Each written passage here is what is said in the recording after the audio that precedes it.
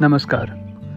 Radio कहानी के इस एपिसोड में आपका स्वागत है। आज की कहानी हिंदी फीचर फिल्म मिली पर आधारित है। इस कहानी को आवाज दिया है अंशिका भसीन ने। आज मैं जिनकी कहानी सुनाऊंगी वो लाखों में एक थी। हम सब उन्हें दीदी कहते थे, मिली दीदी। हमारी बिल्डिंग में बड़े सारे फ्लैट थे और सारे फ्लैट में हम करीब 20 बच्चे, सब एक से, सब चंचल, सब हवा की तरह इधर उधर भागते और पूरी बिल्डिंग में आजाद घूमते रहते। और उस पूरी बिल्डिंग में एक छत जो हमें सबसे प्यारी थी, इतनी कि जितना वो फ्लैट भी नहीं जिसमें हम रहा करते थे। उस छत से मानो सारा शहर दिखता था। छत पर पहुंचने के बाद हर एक चीज अच्छी लगती थी। वहां हंसना, गाना, चिल्लाने पर कोई रोकता नहीं था और ना ही कोई डांट लगाता था। जब भी हमारी बिल्डिंग में कोई फंक्शन होता तो हम सब उसके लिए गाने और नाचने का प्रोग्राम करते।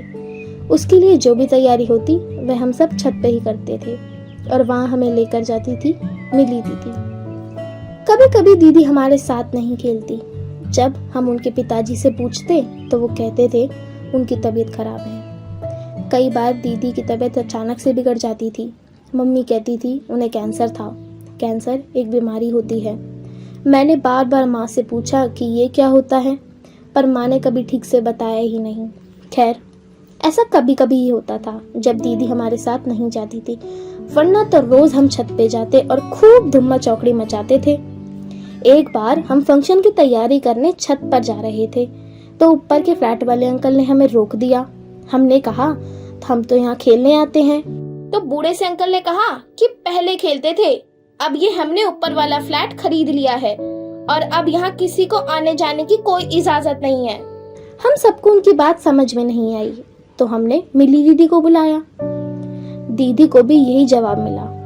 दीदी उनसे बहस कर ही रही थी कि अचानक से बड़ी तेज आवाज में चिल्लाते हुए कहा, बंद करो दरवाजा, ये फ्लैट हमने रहने के लिए खरीदा है, खेलना है तो कहीं और जाएं। बस उसके बाद किसी ने कुछ कहा ही नहीं और हम सब अपने अपने फ्लैट में चुपचाप चले गए। अगले दिन मेरी दीदी ने एक तरकीब निकाली। हम सब मिलकर बिल्डिंग की ऊपर वाली सीढ़ी पर खड़े जोर जोर से चिल्लाने लगे, अपनी गाने की प्रैक्टिस करते हुए। बस फिर क्या था, ऊपर से वो बूढ़े से अंकल और फ्लैट के मालिक चले आए और पूछने लगे, क्या शोर मचा रखा है, एक बार बता दिया समझ नहीं आता क्या? तो मिली दीदी ने भी कह दिया, आपने फ्लैट खरीदा है, सीढ़ियां तो नहीं खरीदी ना। ये सुनकर वो अंकल तेजी से दीदी की तरफ बढ़े तो मेरी सहेली रूपा ने कहा, दीदी इनसे मत लड़ो, इनके पास पिस्तौल होगी। मम्मी ने बताया था कि इनके पापा ने इनकी मम्मी को गोली मार दी थी। बस ये बात सुनते ही वो अंकल जैसे पत्थर हो गए। थोड़ी देर तक तो जैसे उनकी आंख झपकी ही ना हो और आंख झपकते ही उसमें आंसू भर गए। वो अपने फ्लैट की तरफ मुड़े और चल पड़े और पीछे पीछे वो बूढ़े से अंकल भी। अंदर से तेज आवाज आने लगी, इस फ्लैट को भी खाली करना होगा, सामान इकट्ठा करो और चलो यहाँ से। यहाँ मेरी दीदी ने रूपा को डांट लगाते हुए कहा, ये बात बोलनी जरूरी थी क्या? अगले दिन हम सीढ़ी पर खड़े थे और वो अंकल नीचे उतर रहे थे तो मेरी दीदी ने कहा, रूपा आपको सॉरी बोलना चाहती है अंकल। अंकल बिल्कुल शांत थे। रूपा ने कहा, मुझे माफ कर दो अंकल, आगे से ऐसा नहीं होगा। हमने कहा, अंकल हमें माफ कर दीजिए, अगर आप हमें माफ कर देंगे तो हम सब आपको एक एक पप्पी देंगे। ये सुनकर अंकल हंसने लगे। हम सब वापस जा ही रहे थे कि अंकल की आवाज आई और अंकल बोले, अरे सुनो, अगर मैं 1 घंटा तुम लोग को खेलने दूं तो तुम शोर तो नहीं मचाओगे ना? बस फिर क्या था, फिर तो हमारी खुशी का ठिकाना ही ना रहा। हम सब 1 घंटा रोज वहाँ खेलते, प्रैक्टिस करते और अंकल के टेलीस्कोप से तारे भी देखते थे। ये सिलसिला यूं ही चलता रहा, पर एक दिन दीदी फिर से बीमार पड़ गई। हम छत पर नहीं गए। 1 दिन, 2 दिन, कई दिन बीत गए, दीदी ठीक ही नहीं होती। उनके एक भैया मिलिट्री में है, वो उनके पास आए उनसे मिलने के लिए, पर हमें कोई उनसे मिलने ही नहीं देता था।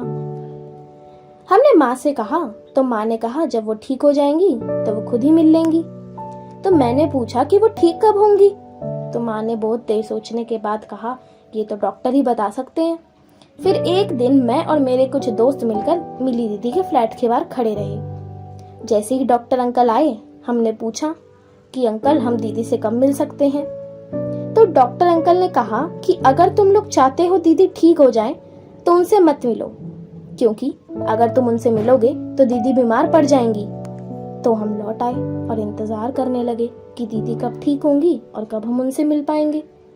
पर आज तक हम दीदी का इंतजार ही कर रहे हैं कि दीदी अच्छी हो जाए। आज इस बात को 1 साल से ज्यादा हो गया है, पर दीदी से हम नहीं मिल पाए, जबकि उनके फ्लैट पे कई लोग आए उनको मिलने के लिए, सफेद कपड़ों में। कोई रोते हुए आता था तो कोई रोते हुए जाता था। हमने कई लोगों को देखा, पर मिली दीदी हमें आज तक ना दिख पाई। हमें तो उनके बिना बिल्कुल अच्छा नहीं लगता। पता नहीं दीदी कैसे रह लेती हैं।